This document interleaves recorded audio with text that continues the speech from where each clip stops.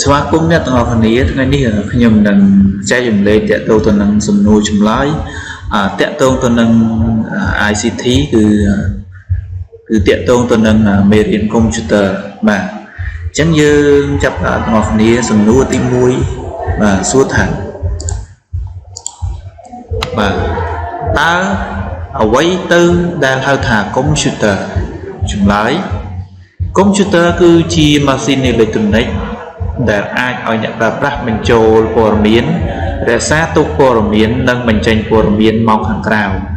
ជាពិសេសអ្នកធ្វើការផ្នែករដ្ឋបាលបានឆាប់រហ័សនេះគឺជាសំណួរទី1បាទដែលយើងសួរថាតើអ្វីទៅដែលហៅថាកុំព្យូទ័រនេះគឺជាចម្លើយសំណួរទី2តើកុំព្យូទ័រមានប៉ុន្មានប្រភេទចម្លើយកុំព្យូទ័រមានច្រើនប្រភេទដូចជា desktop ឬក៏យើងហៅថា PC បាទអញ្ចឹង desktop ហ្នឹងគឺជាប្រភេទកុំព្យូទ័រនៅលើតុដែលគេប្រើច្រើនជាងគេបំផុតកុំព្យូទ័រប្រភេទនេះអាចយកទៅប្រើតាមផ្ទះបាទសម្រាប់ធ្វើកិច្ចការអ្វីមួយឬប្រើដើម្បីការងារជំនួសក៏បានបាទកុំព្យូទ័រមួយទៀតដែលយើងហៅថា workstation វាមានលក្ខណៈប្រហាក់ប្រហែលទៅនឹងកុំព្យូទ័រលើតុដែល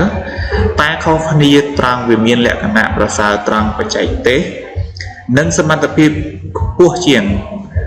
បើប្រៀបធៀបទៅនឹងកុំព្យូទ័រលើតុក្នុងដំណើរការការងារដូចជា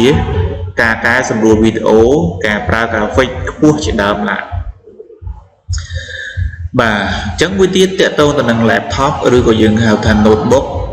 ជាកុំព្យូទ័រចល័តឬកុំព្យូទ័រយួរដៃដែលស្រាលហើយមានថ្មប្រើបានរយៈពេលវែងនិងអាចប្រើ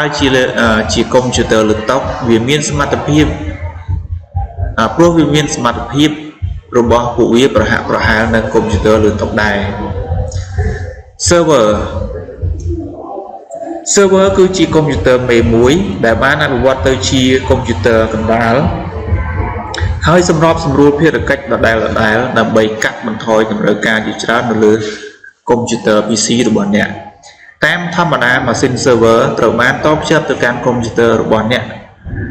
ប្រើតាមរយៈ LAN សំណួរទី3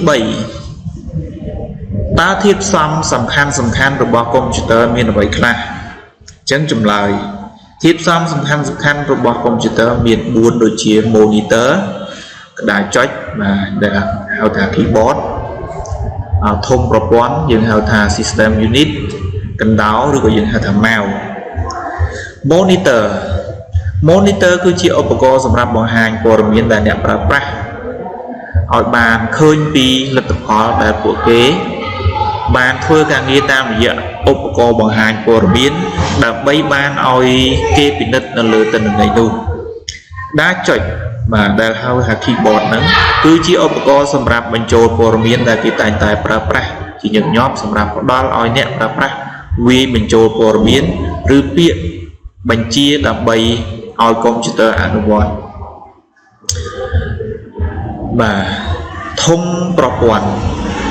ដែលយើងហៅថា system unit មានសមាសធាតុដែលអាចទទួលយកទិន្នន័យទុកនិងដំណើរការទិន្នន័យកណ្ដោ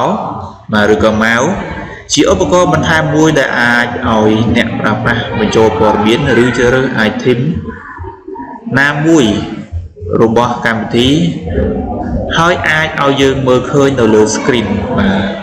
អញ្ចឹងតកតងទៅនឹងសំណួរចម្លើយកុំព្យូទ័រតកតងនឹងមេរៀនកុំព្យូទ័រនេះគឺខ្ញុំបានស្រាវជ្រាវពីឯកសារផ្សេងរបស់បងដែលជាអ្នករៀបចំមិនមែនជាការតាក់តែងរបស់ខ្ញុំទេបាទ